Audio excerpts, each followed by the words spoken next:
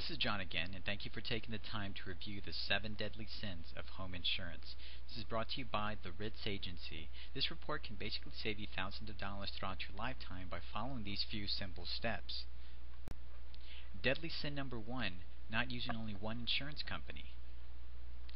Do you have an auto policy? Do you have multiple insurance policies? Make sure that you try to insure them under one insurance company. Typically, a discount can go as high as 15% on both your auto and your home insurance, so potentially can save you hundreds of dollars throughout the year. Just for example, if you take a look at a $700 policy, if we provide a 15% discount off of that, you can actually take your premium to $595. So, take advantage of this. Ask your insurance agent if this is even applicable in your situation, so that you can get the most bang for your buck. Deadly sin number 2, no security system or devices. Now, biggest thing, most people actually end up getting a security system or having security devices, but they just don't tell their agent. Make sure that you actually advise your insurance agent that you either do have a fire or burglar alarm, smoke detectors, deadbolt lock, fire extinguisher. These can potentially save you, altogether potentially save you up to 20% off of your homeowner's policy. Deadbolt lock and fire extinguisher. Some carriers or some companies actually offer a 5% discount for each of those. So definitely advise your agent that you do have these items and reap the benefits here. Deadly sin number 3, keeping a low deductible. Some people think that it's really good. Sometimes they think that they might be getting one up on the insurance company by having a low deductible. But keep in mind, if you have a higher deductible, you are self-insuring yourself for a higher amount, but you're actually going to save yourself quite a bit of money in the long run. Keep in mind that homeowners insurance is not for petty claims. It's not for small losses. You want to make sure that you use it for major losses, such as a fire, or if somebody burglarizes your house and steals everything, or if there's a hailstorm, tree falls in your house. Those are major losses. That's when you want to utilize your homeowner's insurance policy.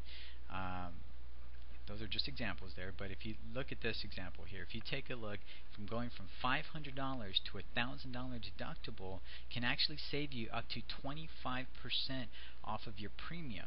Now, I typically recommend a standard 1% deductible, which can save you buku cash off of your policy.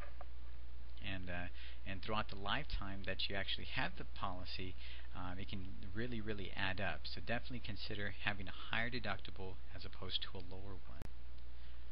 Our third deadly sin is overinsuring your property. Remember to insure the house, not the land. A lot of people, especially in a lot of times in older neighborhoods where you might live in a pretty ritzy area, the land is sometimes worth more than the house, or very comparable to the value of the house, and people want to insure the whole property for $200,000 when the house only costs $100,000 to rebuild. Keep in mind, the insurance company is not insuring your land. I mean, if you have a $200,000 policy and your home only costs $100,000 to rebuild, what do you think the insurance company is going to do? All they're going to give you is $100,000, or just pay enough to rebuild the house. So you're just gonna end up paying more on your policy than you would be if you were just properly insured. Our next deadly sin is getting the very cheapest policy possible. Many times throughout the year, I talk to people that just want the dirt cheap policy, the cheapest that they can get. Keep in mind that the cheaper is not always better, and you'll end up sacrificing coverages. Some questions that you might want to ask is, why is the policy cheaper? Is the policy through a reputable company? I mean, what's the agent's experience with that company? Does the company pay their claims? Are they easy to deal with? I mean, those are a lot of things that you want to think about. That if you end up sacrificing coverages or going with a rinky-dink company, then you're gonna end up paying more in the long run than you would by just saving a few bucks, $20 a month off of the premium. So another thing you want to do as well is compare the coverages. if a policy is a little more expensive and somebody's offering you something a little cheaper or a lot cheaper, why, again, why is it cheaper? Let's take a look. Okay, compare side by side the policies and make sure that that you are set up with something that's going to protect you and your family, so that you're not left having to pay a lot of money out of pocket in the long run. Our sixth deadly sin is not disclosing home improvements. Keep in mind that there's plenty of discounts on the homeowner's insurance policy that can basically lower your premium.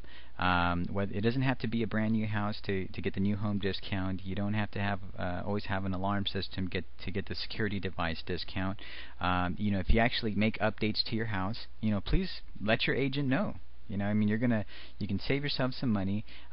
Reason insurance companies like this is because they know you value your home. You're taking care of it, and they know it's less susceptible to loss. If you update the plumbing, the wiring, the roofing, anything, just let your agent know. That way they can go ahead and make sure that's taken into consideration on your premium.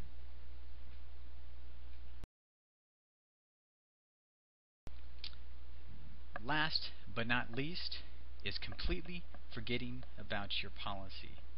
Our seven deadliest sin. Basically, what this means is, if you get your policy, make sure it's follow up on it every year or every couple of years. Make sure your policy is up to date. I've dealt with people that have had insurance with the same agent for 20 years, and they haven't seen their agent for 20 years. So you want to make sure that everything is up to par on your policy. You could have your property could be insured what it was 20 years ago, and you might now need to update it so that it's actually covered up to today's standards. So very important.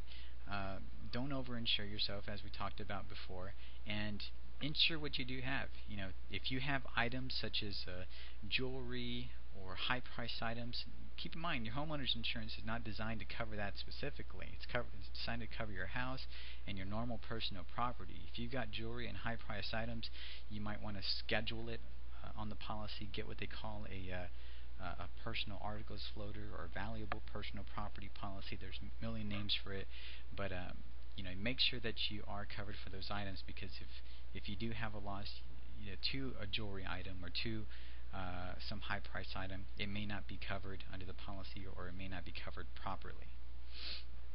Now, I do appreciate you taking the time to review this video, and if you have any questions, feel free to contact us at any time. Again, my name is John, and thank you so much for your time.